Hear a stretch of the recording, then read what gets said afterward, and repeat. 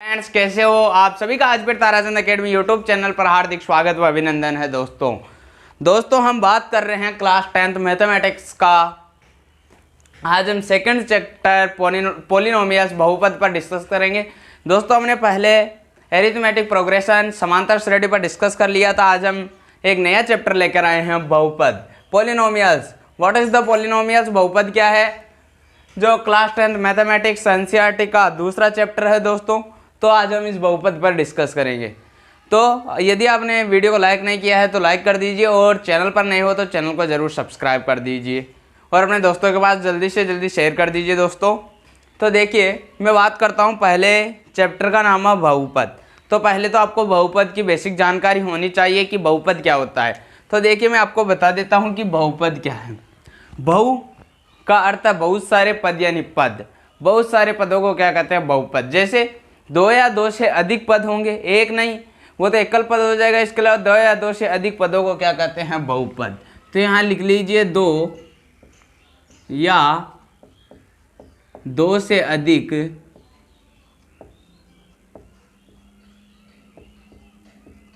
पदों को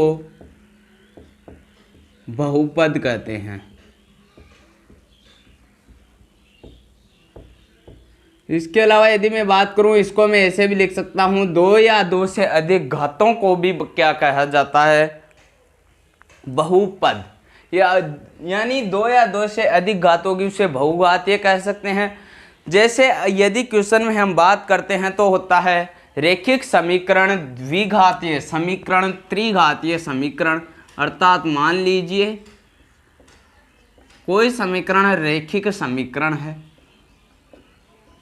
या मैं उसे रेखिक बहुपद कह देता हूं। मान लीजिए रेखिक बहुपद है, रेखिक बहुपद या रेखिक समीकरण। रेखिक बहुपद या रेखिक समीकरण की मैं पहले आपको परिभाषा बता देता हूं क्या होती है। यानी जब किसी समीकरण की घात एकल हो तो उसे कहते हैं रेखिक समीकरण। यानी जब समीकरण की घात एकल हो, यानी एक घातीय समीकरण को रेखिक समीकरण कहते हैं। इसका मैं एग्जाम्पल देखिए क्या होता। मान लीजिए इसका एग्जाम्पल एक घात किसके? चर राशि के। चर राशि है x, तो x के पावर कितनी घात है? 1 है, कुछ भी नहीं है, 1 मान लेते हैं। इसके अलावा √3x - 5, ये इसके एग्जाम्पल है। इसके अलावा जो अगला आता है उसका नाम है द्विघात समीकरण।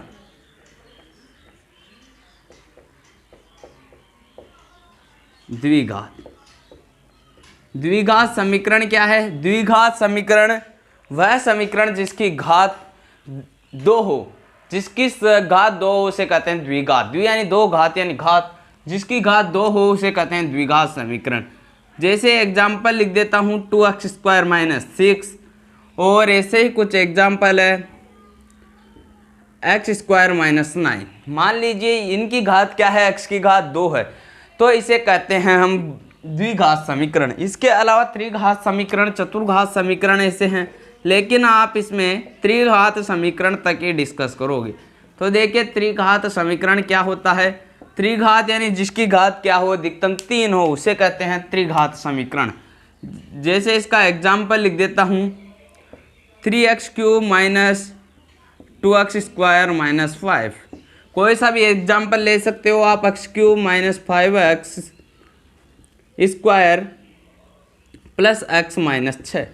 अब आप सोच रहे होंगे कि इसमें तो x नहीं है, तो कैसा क्या ये त्रिघात समीकरण नहीं है? जी हाँ, ये त्रिघात समीकरण है, परंतु यहाँ पर जो x है उसका x का जो गुणांक का अर्थ होता है कि x के पहले जो अचर राशि होते हैं उसे कहते हैं गुणांक, वो यहाँ पर 0 है। अर्थात मैं इस समीकरण को लिख सकता हूँ 3x³ - 2x² + 0x - 5।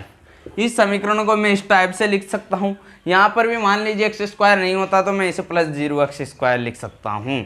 इसके अलावा त्रिघात समीकरण है, तो हम एक रैखिक समीकरण, द्विघात समीकरण, त्रिघात समीकरण पर डिस्कस कर लिया। जल्दी से उतारिएगा। उसके बाद जो बहुपद है वो यहाँ से हमारे स्टार्ट होता है एक्सरसाइज 5.1। उसमें दोस्तों हमारा है शून्यक पर डिस्कस करना ओनली। और शून्यक पर भी क्या है, शून्यक पर भी कोई भी आपको ग्राफ दे देगा और क्वेश्चन में बताएगा कि इसमें कितने शून्यक होंगे या कितने नहीं।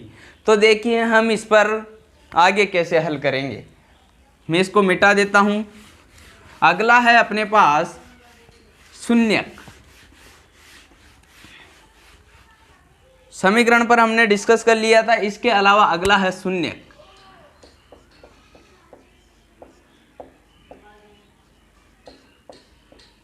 कुछ जगह क्या करते हैं दोस्तों, डायरेक्ट शून्यक का फॉर्मूला लिखा देते हैं x² minus alpha plus beta x plus alpha beta.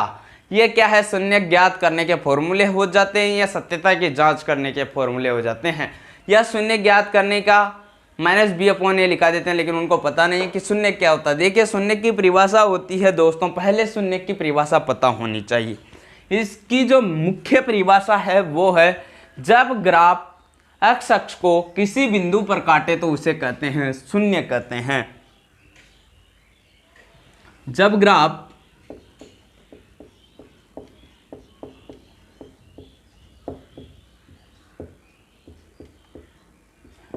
x अक्ष को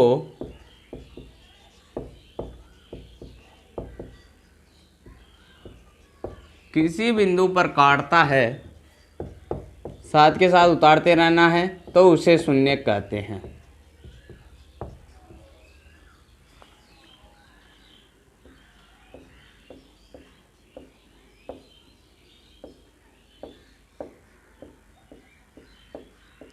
जब ग्राफ x अक्ष को किसी बिंदु पर काटता है तो उसे शून्य कहते हैं। मान लीजिए अपने पास कोई ग्राफ है और वो y अक्ष पर काट रहा है। मान लीजिए ये ग्राफ है, ये क्या है, x अक्ष है, ये x डैश है, ये y है, ये y डैश है। और मान लीजिए ये अपने पास कोई ग्राफ है। तो अब आपको इसमें बताना है कि इसमें शून्य कितने होंगे। तो शून्य क्या होता है, जो x अक्ष पर काटते हैं, अर्थात शून्य कितने होंगे, शून्यकों के मान बताना है। तो देखिए आप कैसे पता चलेगा आपको कि इसमें शून्य कितने होंगे। तो आप x अक्ष के किसी बिंदु पर काटता है तो ये हो जाएंगे 1 और 2, लेकिन कुछ क्या कर देते हैं 3, यहाँ पर भी काट रहा है तो ये शून्य हो जाएगा 3, लेकिन शून्य के यहाँ पर 3 नहीं होगा, क्योंकि शून्य काट किसको, देखिए परिभाषा समझिए, x अक्ष, तो x अक्ष से चाहे वो धनात्मक हो या ऋणात्मक हो, यदि ऋणात्मक पर भी काटता है तो उसे हम शून्य की कहते हैं। तो ये एक तो x अक्ष पर यहाँ काट रहा है, एक यहाँ काट रहा है, तो इसका शून्य कितना हो जाएगा, 2 हो जाएगा। देखिए मैं इसके उदाहरण की यहाँ पर डिस्कस करूंगा दोस्तों। इसके एग्जाम्पल की मैं यहाँ पर डिस्कस करता हूँ। एग्जाम्पल क्रमांक फर्स्ट ले लीजिए। ये मान लीजिए ये कोई ग्राफ है अपने पास, ये अपने पास कोई ग्राफ है, ये यहाँ पर है दोस्तों, ये है x अक्ष, ये है x डैश, ये y अक्ष और ये y डैश अक्ष। ये आपको सब जानते हो x अक्ष होता है जो पॉजिटिव वैल्यू देता है, ये नेगेटिव, y अक्ष वाला भी पॉजिटिव और y डैश वाला भी नेगेटिव। लेकिन मैं इसके ग्राफ की बात करूं, मान लीजिए इस प्रकार का कोई ग्राफ आ रहा है, तो यहाँ पर यदि क्वेश्चन में पूछ लीजिए ले कि इसके शून्य कितने होंगे, तो यानी शून्यकों की आपको संख्या बतानी है कि इसकी शून्यकों की संख्या कितनी होगी। तो पहले तो आपको परिभाषा पता होनी चाहिए कि जब ग्राफ x अक्ष को किसी बिंदु पर काटता है तो उसे शून्य कहते हैं। तो देखिए दोस्तों यहाँ पर मैं लिख देता हूँ शून्य की राशि, शून्य कितने होंगे इसके, जो इसके शून्य होंगे वो कितने होंगे, 2 होंगे, शून्य 2 होंगे। अर्थात x अक्ष पर एक तो ये काट रहा है, एक ये काट रहा है, इसे कहते हैं शून्य, 1 और 1 2। और आप क्या कर देते हो 3 नहीं होगा क्योंकि ये y अक्ष पर काट रहा है, y है और इधर नहीं माना जाएगा। और यदि ये इसी प्रकार से आ जाता तो इस पर भी इसे क्या दे देते, हम शून्य राशि मान दे देते। अब इसका एग्जाम्पल नंबर 2 है,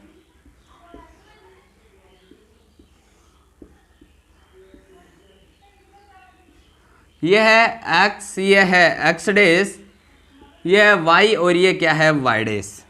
मान लीजिए इस प्रकार का अपने पास कोई आ रहा है, तो इसमें अब आपको क्या करनी है, शून्य की राशि बतानी है। शून्य कितने होंगे, तो इसमें देखिए शून्य कितने होंगे, एक्स अक्ष पर काटना चाहिए या पॉजिटिव काटे या नेगेटिव की ओर काटे, एक्स डैश पर काटो या अक्ष पर काटो, माना जाता है कि एक्स अक्ष पर काटता है। तो यहाँ पर देखिए एक तो यहाँ पर काट रहा है, एक यहाँ पर काट रहा है, इसको हम नहीं मानेंगे क्योंकि ये वाई अक्ष पर काट रहा है। इसके अलावा 1 2 और एक ये 3 और एक ये 4 और 5 कितने हो जाएंगे इसके शून्य? 5 हो जाएंगे। अर्थात इसके जो वैल्यू आएगी, यदि आपको किसी भी प्रकार का समीकरण देगा इसमें और उसका ग्राफ इस टाइप का बनता है तो उसके मान आएंगे 5। यानी देखिए कैसे 1 2 3 4 और ये 5। अगला इसका नंबर 3 टाइप है जो आपके एक्सरसाइज 5.1 है, जो इस पर ही आधारित है। ओनली उसमें किसी भी प्रकार का क्वेश्चन नहीं है, यही है, यही आपको शून्य का ही पता लगाना है। और मैं आपको बता देता हूं कि आपके बुक का जो फर्स्ट क्वेश्चन है उसका फर्स्ट ही है। देखिए ये इस प्रकार का कोई ग्राफ है, उसमें ग्राफ इस प्रकार का वाई अक्ष पर बन रहा है। ये हो जाएगा अक्ष, ये हो जाएगा अक्ष डेज, ये हो जाएगा वाई और ये हो जाएगा वाई डेज। इस प्रकार से कोई ग्राफ यदि काटता है तो इसका शून्य कितना हो जाएगा? इसका शून्य सोच रहे होंगे कि आप 0 हो जाएगा, तो 1 हो जाएगा, नहीं 0 होगा। क्यों? क्योंकि ये जो काट रहा है वो वाई अक्ष पर काट रहा है, एक्स अक्ष पर नहीं काट। यदि इस टाइप से काट देता तो हम उसको कह देते 1। अगला इसको उतारिए, फिर आगे बात करते हैं। उतार लिया होगा आपने, देखिए अब आगे एग्जाम्पल नंबर 4।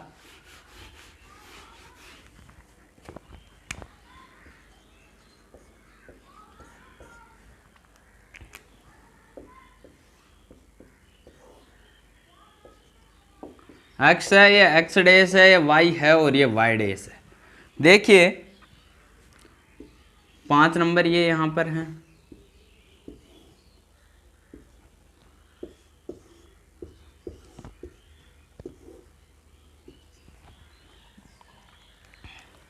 ये x है, ये x डैश है, ये y है और ये y डैश है। ये x है, ये x डैश है, ये y है और ये y डैश। देखिए मान लीजिए ग्राफ इस टाइप का है तो इसका शून्य 1 होगा, 1 होगा क्योंकि x अक्ष पर एक बिंदु को पर काट रहा है। इसके अलावा मान लीजिए ग्राफ अपने पास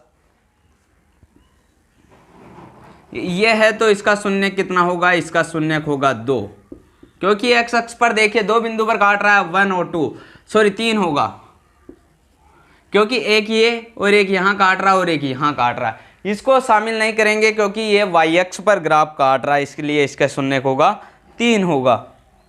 अगला है मान लीजिए ग्राफ यहाँ पर काट रहा है, यानी दोनों अक्ष डैश की ओर काट रहा है, तो इसके शून्य भी आपको 0 नहीं करना है, इसके शून्य भी 2 होंगे, क्योंकि एक्स अक्ष पर चाहे वो नेगेटिव की ओर काटो या पॉजिटिव की ओर शून्य शामिल होगा।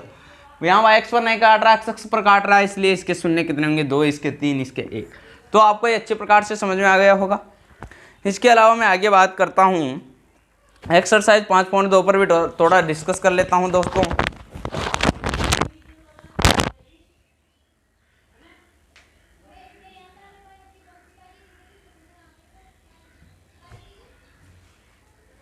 जल्दी से उतारिएगा।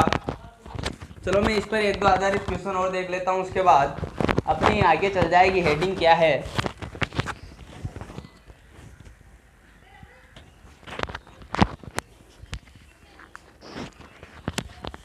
देखिए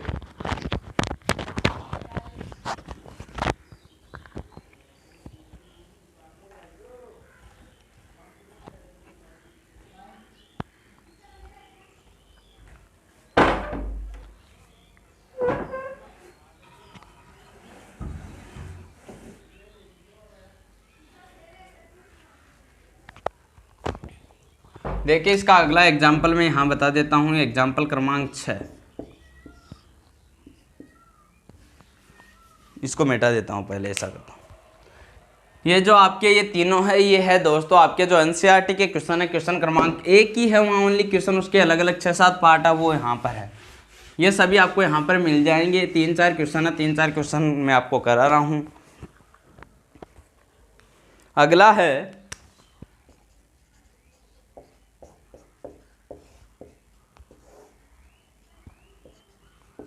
एक्स, ये एक्स डैश, ये वाई और ये वाई डैश, इस प्रकार का ग्राफ है। और इसको आपको मान लीजिए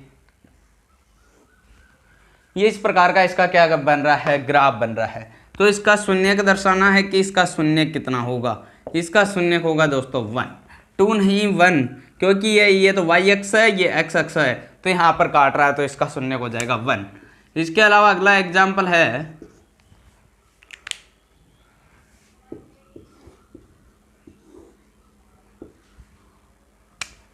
ये x है, ये x डैश है, ये y है और ये y डैश है, ठीक है। इसके अलावा जो इसका ग्राफ बन रहा है, मान लीजिए इस प्रकार का बन रहा है, तो इसका शून्य कितना होगा। इसका शून्य हो जाएगा दोस्तों 2, क्योंकि ये 3 होगा, इसका शून्य 3। एक तो एक्स डैश पर काट रहा है, 2 एक्स पर काट रहा है, 3 हो जाएंगे, ये वाई एक्स का शामिल नहीं हुआ। तो दोस्तों आपको एक्सरसाइज 5.1 अच्छी प्रकार से समझ में आ गई होगी। मैं ऐसा करता हूं कि एक्सरसाइज 5.1 आपको अच्छे प्रकार से समझ में आ गया हो। दोस्तों आगे मिलते हैं अगले वीडियो में। हम एक्सरसाइज 5.2 के साथ बहुपद के गुणांक, इसके संबंध, शून्य शून्य कैसे ज्ञात करते हैं, कैसे हल किया जाता है। तो दोस्तों यदि आपने वीडियो को लाइक नहीं किया है तो लाइक कर दीजिए, चैनल पर नए हो तो चैनल को जरूर सब्सक्राइब कर दीजिए। ताराचंद अकेडमी यूट्यूब चैनल पर आपको मैथमेटिक्स क्लास 10th का कंप्लीट सिलेबस कराया जाएगा। और अपने दोस्तों के पास ज़्यादा से ज़्यादा शेयर कर दीजिए दोस्तों। Thank you for my watching videos.